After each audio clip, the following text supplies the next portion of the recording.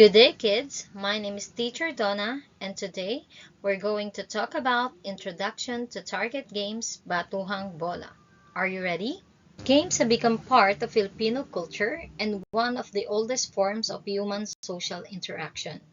Games were important as cultural and bonding events and as teaching tools. The traditional Filipino games or the Larong Pinoy are very much alive in the Philippines. These are games commonly played by children, usually using native materials. Some games are played or held during town fiesta in the provinces. These games of Filipino children include the following: Luksong Tinik, Batuhang Bola or Dodgeball, Tumbang Preso, and Palo Sebo among others. Name some games you usually play during your free time. Are these games the same with the games in the pictures? Now, let's look at these pictures. Are you familiar with them? What can you say about it? Are you playing these games? Did you enjoy playing it? What do you call them? Target games are games that involve the players in placing an object near or in a target to be able to get the highest possible score. The players must propel the object with much accuracy and control to hit the target. The player should also know how to protect the object to prevent the other players from scoring. Target games involve different manipulative skills like throwing, tossing, rolling, catching, running, jumping, hopping, and stretching. Children naturally love to play outdoor games. One of the most common games is dodgeball. Batuhang Bola is the Filipino version of dodgeball. It is a game that children usually play the most because it is very enjoyable and exciting. It really makes children active because it involves throwing, running, jumping, hopping, catching, and dodging, which kids really love. It must be done skillfully to have more fun in this game. Dodgeball or Batuhang Bola is a game in which players on two teams try to throw balls at each other while avoiding being hit. Dodgeball originated in Africa. It was played there for over 200 years ago. The original version of it is deadlier and more painful because instead of rubber balls, they use rocks or putrefied matter. That version is played by African tribes to train them. These are the safety precautions before playing Batuhang Bola, because in every game you play, you must be physically fit. First, establish medical readiness. You get to have a self-reported health status and must be free from any sickness. Second, you must wear proper clothing. Avoid clothing that is too tight or that restricts movement. For women, wear an exercise bra for support, and for men, consider an athletic supporter.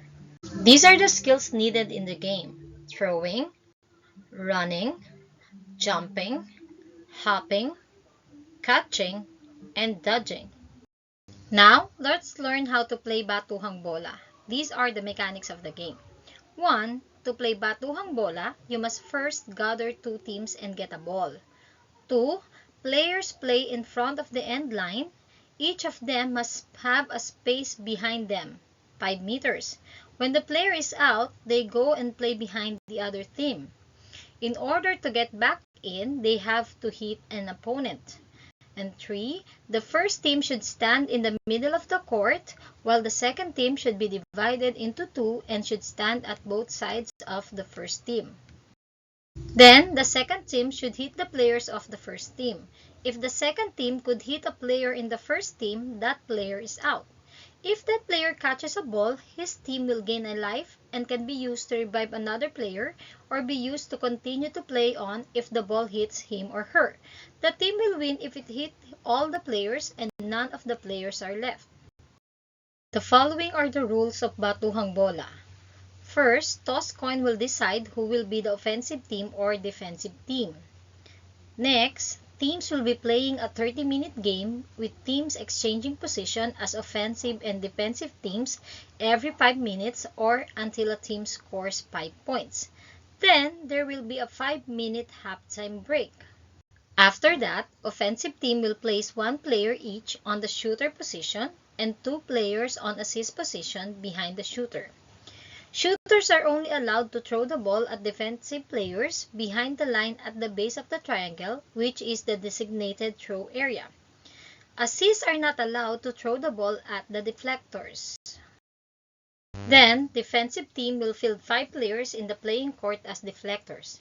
Deflectors will try to avoid getting hit by the offensive team shooters until the 5-minute time limit expires. Teams will be given 2 3-minute timeout each half of gameplay. Substitution can only be done on dead ball situations. Now, let's try this. Look at the pictures below. How frequent do you perform these activities based on the Philippine Physical Activity Pyramid? Write once a week, sometimes, or every day on the blank. Use a separate sheet.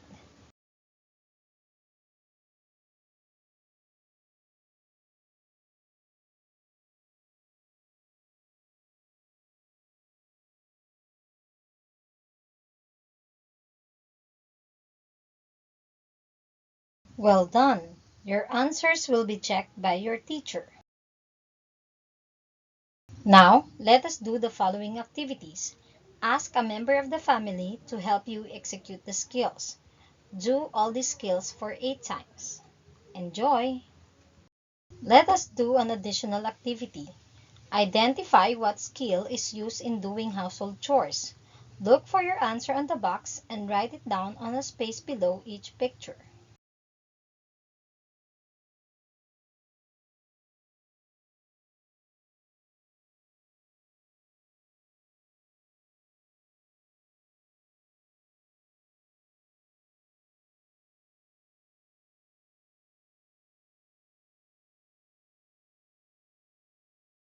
Well done! Your teacher will check your work. Great job, kids! You finished another lesson. Thank you for watching.